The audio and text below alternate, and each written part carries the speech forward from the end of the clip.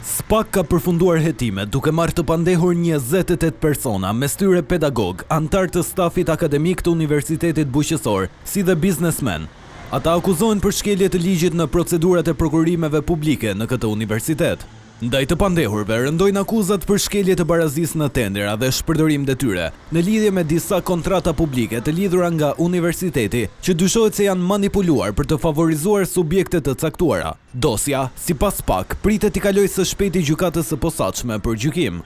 Dy zëvendës rektore të UBT, Romina Koto dhe Ilir Kapaj, si dhe administratori Edmond Tërthoria, u vënë në përgjim nga SPAK. Organi i posaçëm i akuzës arriti në konkluzionin se ata kishin bashkëpunuar për të paracaktuar fituesit e tenderave. Bëhet fjalë në total për 9 tendera me vlerën 90 milion lek, procedura prokurimit të zhvilluara në vitin 2022. Në këto kushte, ata dyshohet se kanë kryer veprën penale të shkeljes së barazisë në tendera. Nga kjo skem, besohet se kanë përfituar në shkelje të ligjit 3 shoqëri, ndërsa zyrtarët, sipas SPAK, kanë fryrë faturat për shërbimet të universitetit, ku përfshihen ndërtime laboratorësh.